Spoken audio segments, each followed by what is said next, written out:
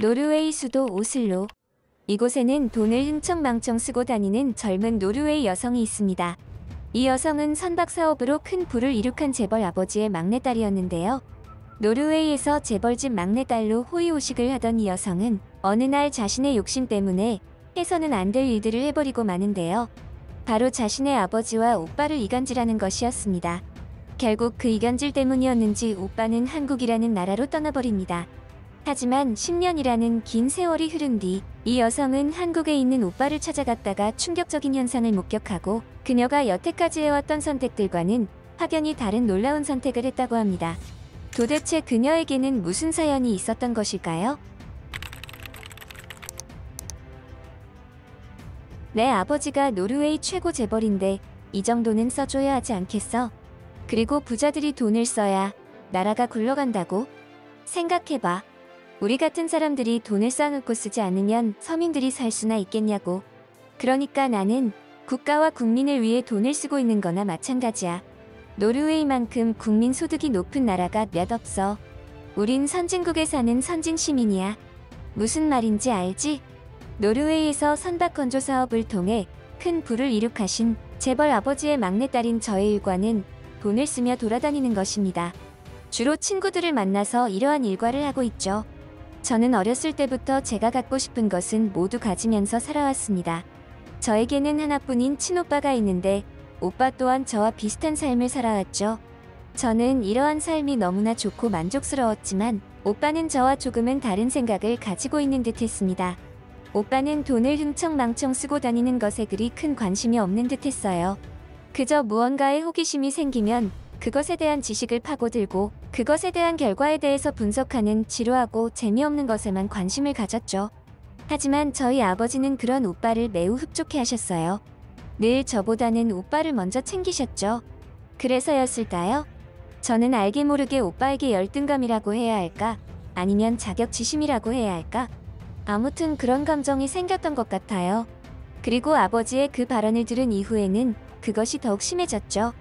에이다. 너도 이해하지? 네 오빠가 이 집의 장남 아니냐. 그러니 네가 그 정도는 양보해야 하는 게 맞다. 이 아버지의 사업체가 아버지 재산에 칠할 쯤 되니 이것은 오빠에게 줄 것이고 나머지 3할은 에이다 너에게 줄 작정이다. 사실 3할이라고 할지라도 그 액수만 생각한다면 에이다 네가 평생 일하지 않고 죽을 때까지 쓰기에도 많은 액수일 거다.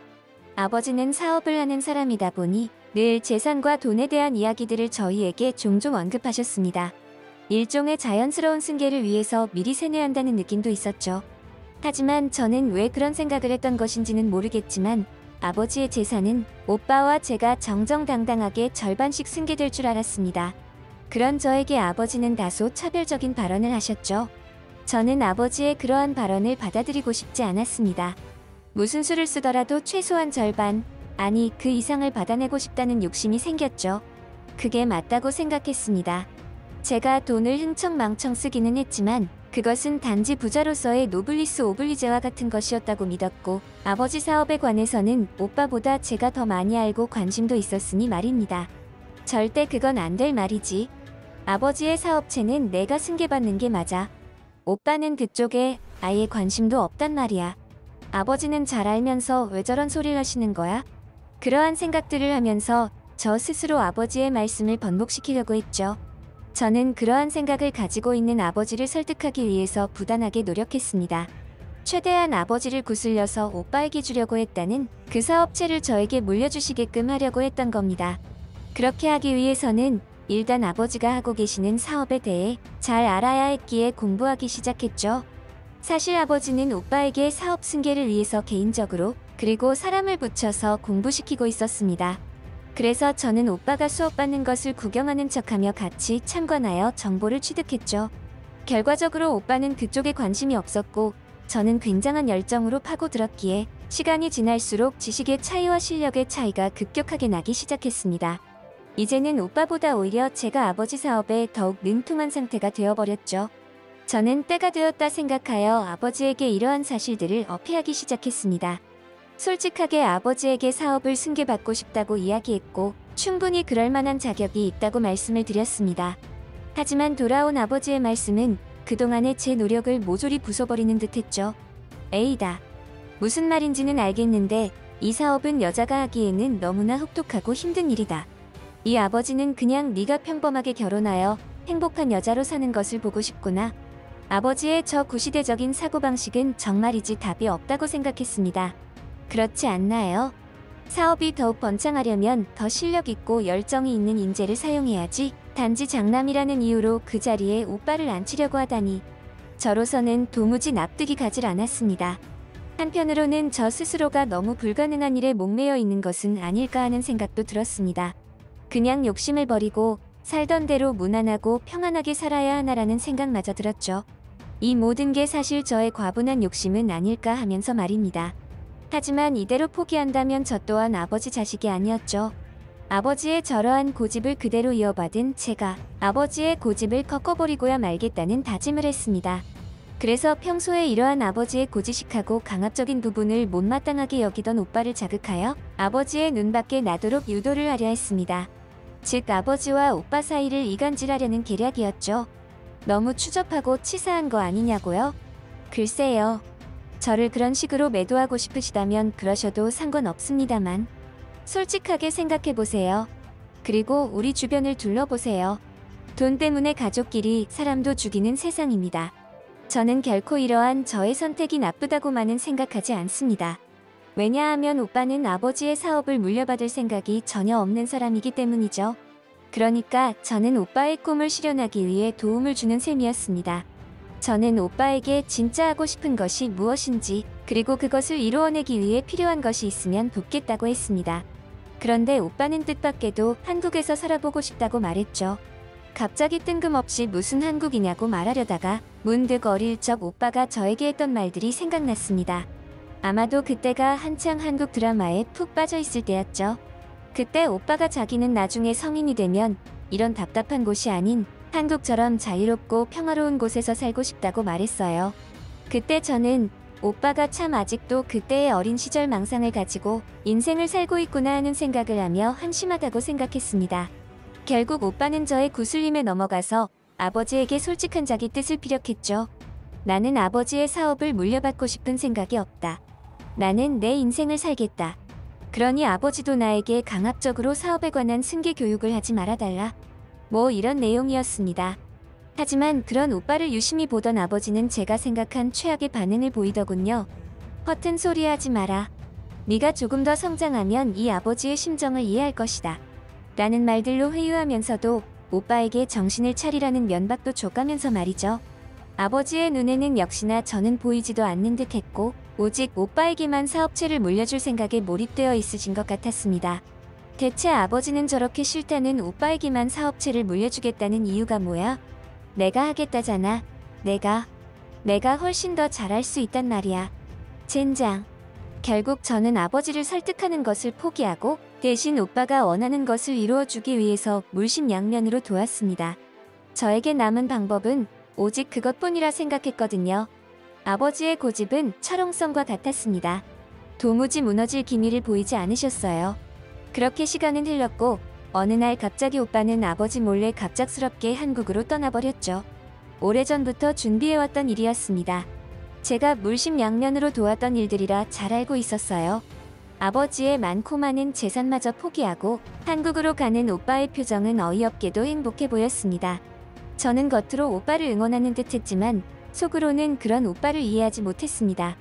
예전에 오빠를 돕던 시기에는 오빠가 참 한심하다고 생각하며 비웃기도 했지만 막상 떠나는 오빠를 보니 섭섭하고 안쓰럽기까지 했죠. 이 사실을 아버지가 아시기까지는 그리 오랜 시간이 걸리지 않았습니다. 하지만 오래전부터 준비해왔던 일들이라 아버지가 오빠를 찾아내기에는 사실상 불가능에 가까웠죠.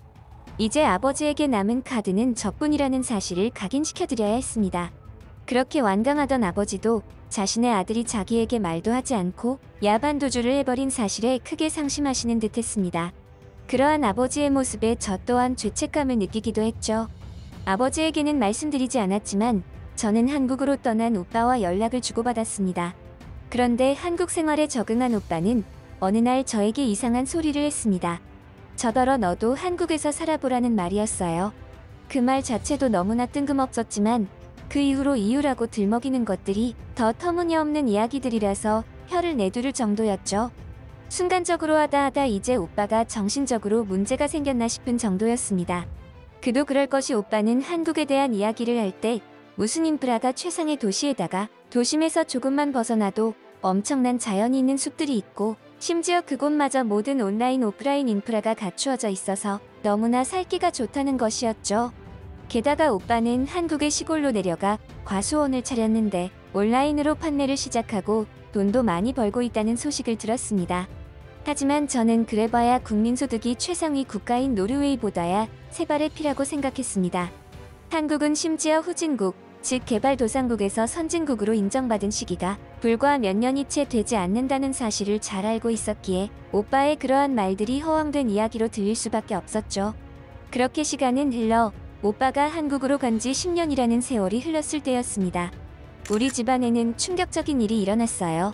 그렇게 건강하시던 아버지가 며칠 동안 시름시름 앓으시더니 돌연 세상을 떠나버린 것이었죠. 오빠 때문에 마음고생이 심했던 것일까요? 평소에 건강검진도 꾸준하게 받으시던 분이었는데 너무나 갑작스럽게 황망히 세상을 떠나는 바람에 저에게 유언조차 남기시지 못했습니다. 그렇게 저는 아버지를 떠나보내고 이곳의 상황을 어느 정도 정리하고 법적인 문제 때문에 오빠를 만나기 위해 한국으로 떠났습니다. 변호사분이 형식적인 처리를 위해서 오빠의 유산 상속 포기각서가 필요하다고 하더군요. 한국에서 만난 오빠는 너무나 후줄근한 모습으로 온몸에 땀을 흘리며 일하고 있었습니다. 마치 원래부터 농사를 지었던 농부의 자식처럼 말이죠. 하지만 노르웨이에서와는 조금 이질적인 부분들이 보였습니다. 그것은 바로 오빠의 표정이 그 어느 때보다 해맑고 밝았다는 것이에요. 저런 모습을 하고 있으면서 뭐 저리 행복한 표정을 지을까 하는 생각마저 들었죠. 이왕이면 한국에 온 김에 며칠 있다가 가기 위해서 애초에 스케줄을 비워놓고 왔습니다. 오빠가 어떻게 사는지도 보고 싶었거든요. 그런데 제가 한국에서 생활하기 시작한 지 얼마 지나지 않았을 때 조금은 이상한 느낌을 받았습니다. 분명히 아직 전쟁도 끝나지 않은 휴전 국가이고 후진국으로 생각했던 한국이었는데 이곳에서 생활하는 사람들이나 환경들이 제가 생각했던 것과는 완전히 달랐습니다. 무엇보다 의문이 들었던 것은 한국인들과 한국을 관광하는 여행객들은 복대를 전혀 차고 있지 않다는 점이었습니다. 국민소득이 그렇게 높고 선진국이라 불리는 유럽 국가들도 소매치기들이 있기 때문에 거의 필수적인 제품이었는데 말이죠. 하지만 며칠 더 한국 생활을 하다 보니 그 해답을 찾을 수 있었습니다. 그것은 다름 아닌 한국의 치안이 남달랐기 때문이었습니다. 유럽에서는 그렇게는 소매치기들이 눈을 씻고 찾아봐도 보이지 않았죠. 애초에 이곳은 범죄 하나 없는 유토피아처럼 느껴지기까지 했어요. 물론 실제로는 그렇지 않겠지만 그만큼 상대적으로 그런 느낌을 받았다는 것입니다.